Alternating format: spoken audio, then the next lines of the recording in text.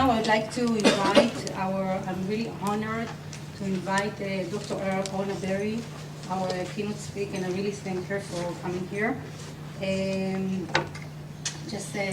Dr. Berry is a recognized entrepreneur with over 25 years of experience in the Israeli science, technology, and venture capital industries.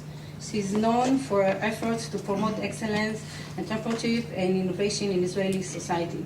Dr. Berry has held a wide range of key positions with significant social and public impact throughout her career. She was a founding partner of Orna Communication, has held the position of chief scientist of the Ministry of Industry and Trade in the Industry Government, served as a chairperson of the Israeli Venture Capital Funds Association, and was previously a venture partner at Germany Israeli Funds. Dr. Berry has also held a number of positions related to consulting and management of scientific research at Fabronics, IBM, as we mentioned before, Intel, and Unisys. She currently serves as the corporate vice president of EMC Corporation and the general management of Israel's EMC Center of Excellence. Actually, EMC is opening a site here at the new industry technology park next to the university. Dr. Berry is a friend of Ben-Gurion, as Professor Bloomberg mentioned. She recently received the Yakir Negev Award, and I'm really honored to invite Dr. Berry.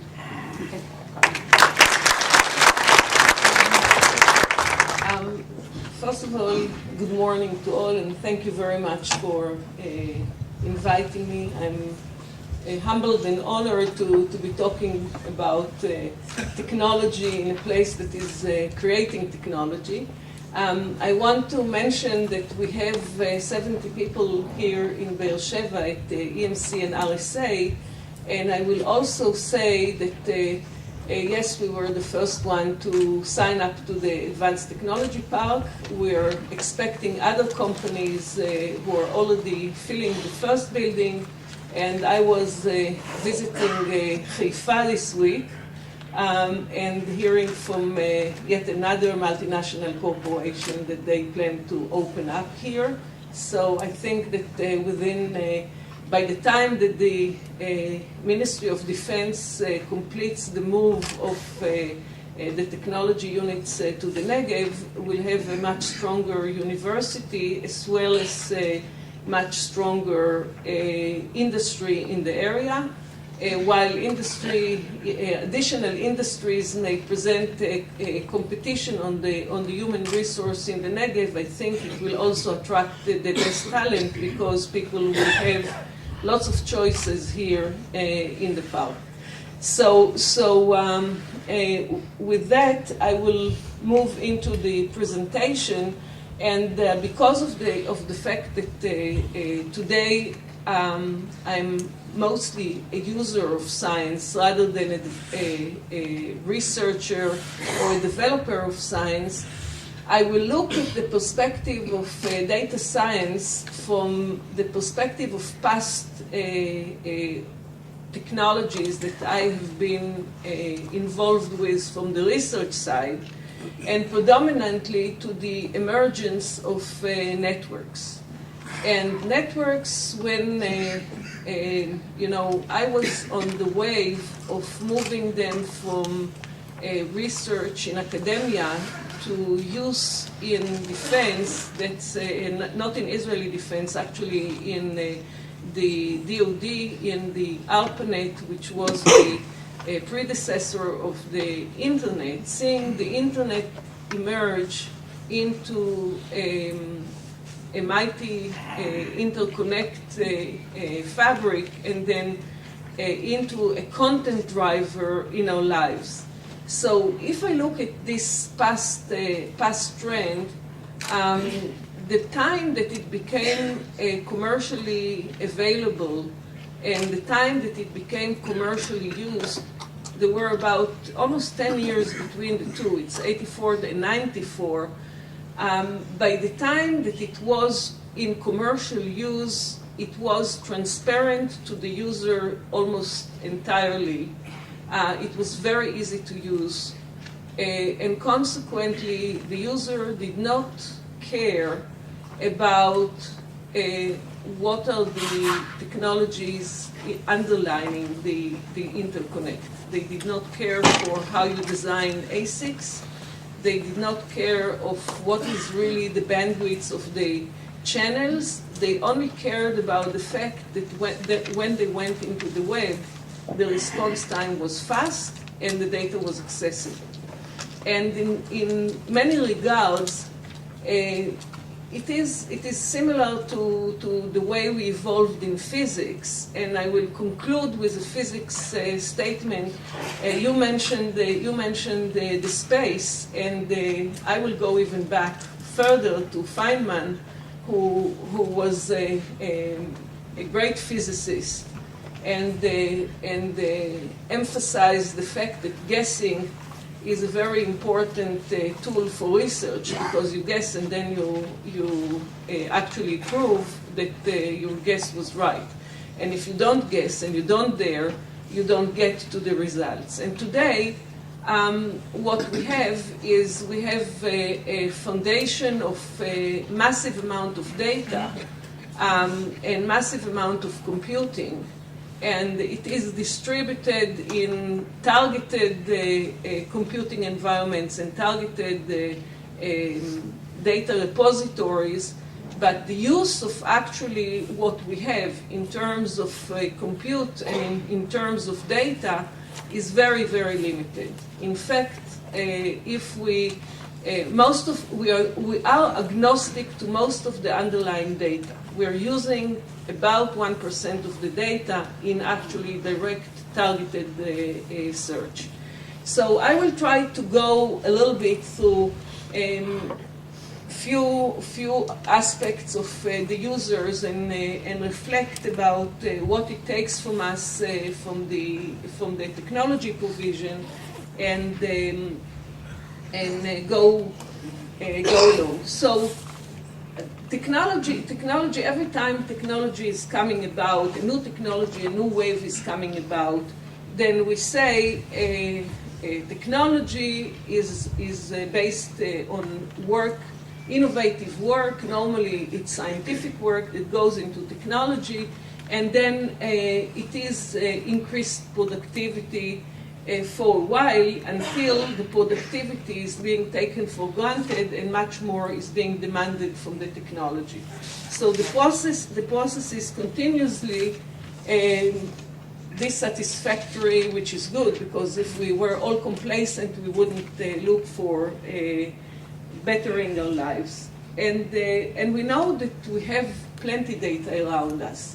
Initially, we treat the data sometimes as static data, and I think everybody went into a McDonald's in recent times, which happens to me sometimes when I'm dead hungry and I'm between two places, and that's the fastest way to get something before I faint. You come into the shop and you look at the billboards that are basically TV boards that are displaying menus and displaying all kind of advertisement to increase your appetite.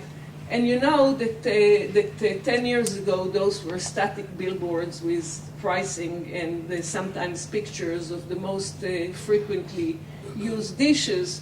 Now it's feeding you continuously with information. And we would say that in a short time, we expect this information to even be personalized by recognizing your taste or recognizing who you are, and we won't be surprised at all. So the availability of data, on one hand, exposes us. It exposes our private information or the information that we're using, but on the other hand, I love about computers. They move sometimes on their own. I did not intend to move to the next slide, so I backed off. But I call it Golem, which is the name of a a robot that was oversmarting the designer of the robot, and I'm oversmart by the designers of the applications. So basically, we have plenty information, and everything is digitally stored, and it's our private information, our business information, and everyone knows that in order to get to information or in order to get to infrastructure, they can use digital methods. Yet the way we are, as we say, the more productive using digital methods, we expose ourselves more and more to using digital systems, and consequently we need also to protect ourselves on those digital systems. So if we depend on them so much and they are part of our lives, we can continue and persist. So I mentioned earlier the emergence of various technologies, and if you think about the various technologies, they were actually defining what kind of problems we solve with digital systems. And we could never solve with digital systems more than the digital infrastructure allowed us. And so it was with the mainframe and the limited resources of both compute and storage. So it was with the reduction in cost of computers and the multitude of personal computers. Certainly it grew a lot with the commercialization of the interconnectivity and the internet deployment. And today we have the cloud. And cloud is really back to the history of distributed computing, distributed storage, interconnect, and applications that are using effectively this environment. But even though we think that they're using effectively this environment, the actual generic use of this distributed and powerful resources is very limited, because we use pretty much only 1% of the data that is being stored through processing it for targeted information and decision making. So here is an architect who established the MIT Media Lab, which is one of the platforms for creativity and innovation, and who also was a very societal engineer in the sense of pushing the project of the green computer, which was a battery operated, sometimes solar charged computer, interconnected computer at the cost of less than $100 for use and education in places like Africa. So Negroponte established MIT Media Lab, left it I think about 7 years ago, and they continued to promote the use of technology for the better of people. But he said something that can be ambivalent about internet and about the fact that it's overhyped, because I think that it is overhyped, and as he said, in a different way that it sounds. It is definitely underestimated phenomenon in history because of what it brought to us beyond the digital distribution of resources and the common use of the remote use of those resources. It actually created the platform of a new societal interconnection with all the social networks and all the benefits that people receive in a global environment. So I think that the internet is really a digital transformation of society way above and way beyond what it was when it was created technologically based on the internet protocol that when I graduated with my PhD was considered to be almost out of market because it didn't have an address space. And here we are some 30 years later still using this protocol, creating nobody cares about the protocol. Nobody cares about the fact that that are interconnecting devices. People only care about the fact that they have a fully digitized world and they can expand further the computations that they go with it.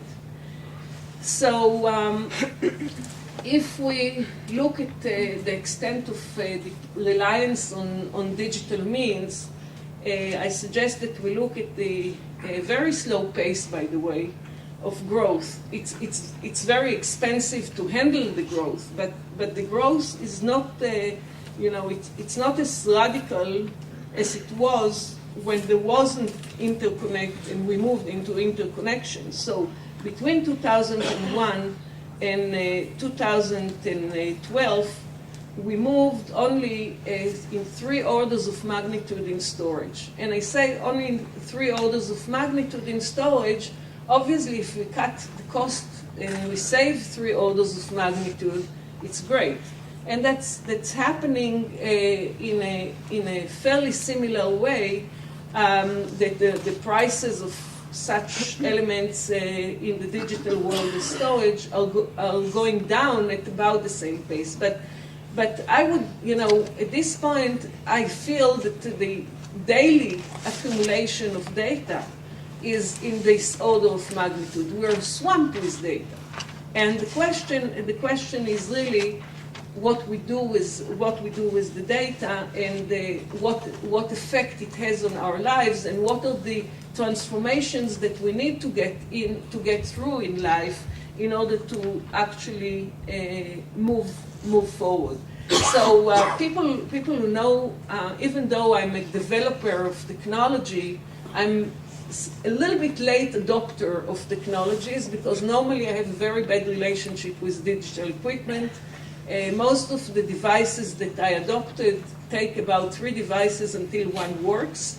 It's always known that when I get a new machine, it needs to give it back. It doesn't work. Another machine, the 3rd one works. It works like that with my computers, with my mobile phones, with everything. So I'm very late in actually relying on digital equipment, but in terms of the information, I'm definitely in there.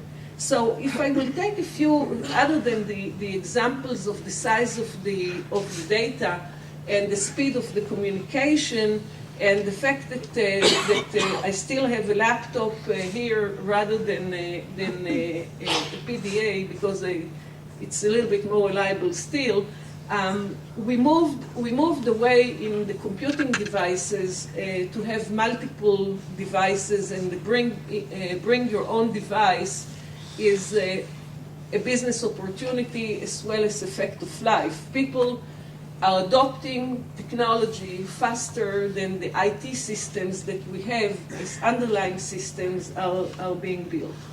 And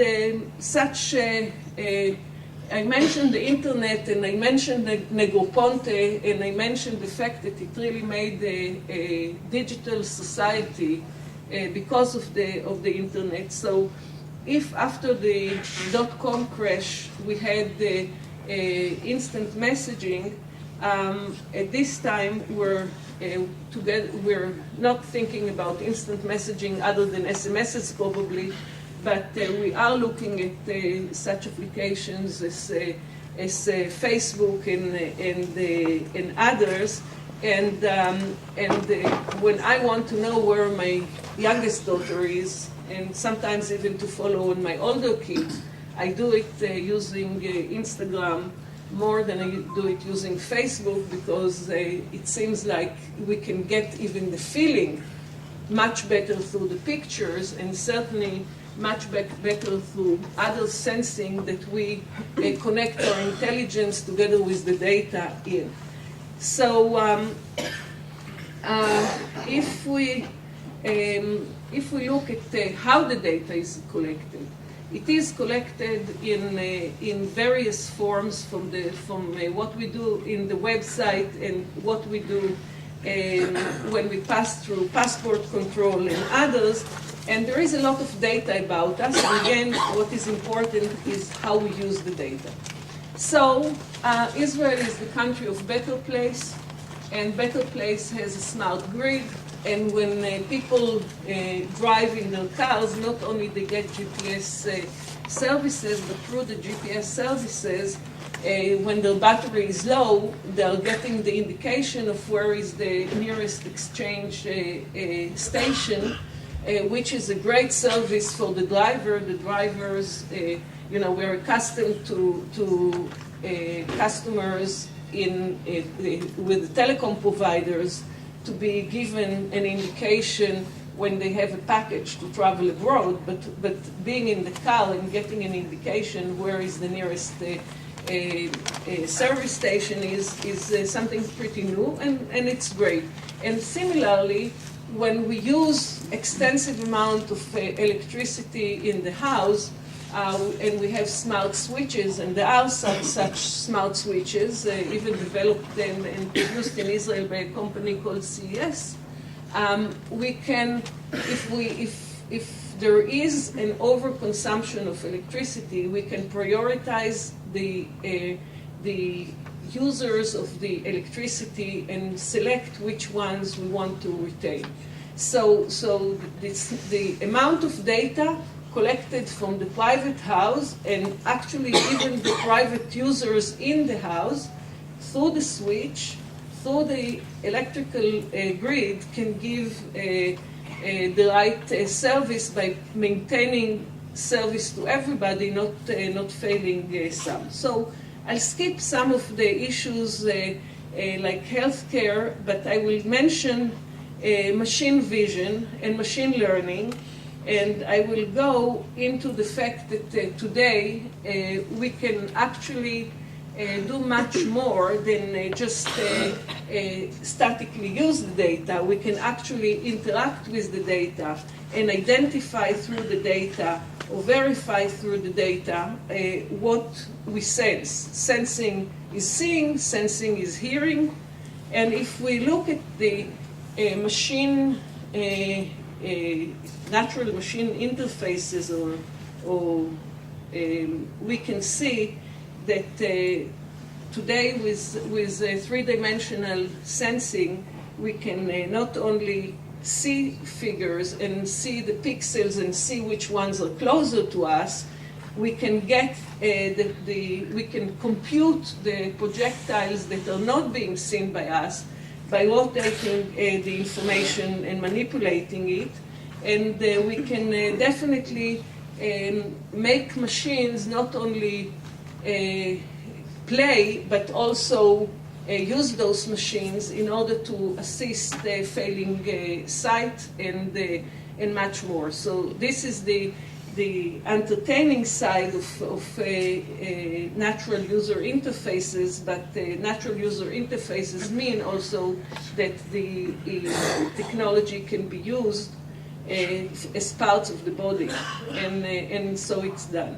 So in the honor of the RSA security division of EMC, I will say that one of the most important applications of big data and data science, and by the way, the RSA teams producing a product called adaptive authentication just won a gold prize yesterday for their product. So if we look at the normal behavior of customers, we see that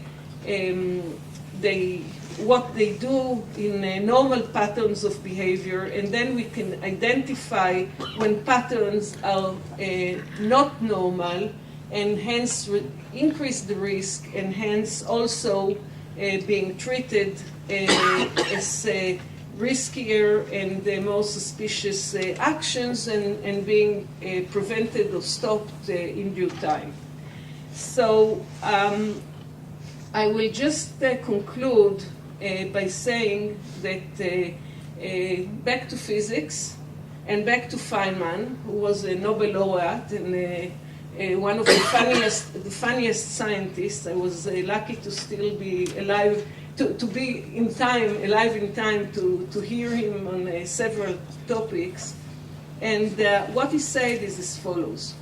We actually, when we do science, we do a lot of guessing, because science is not a linear thinking. It's not what we know and where we go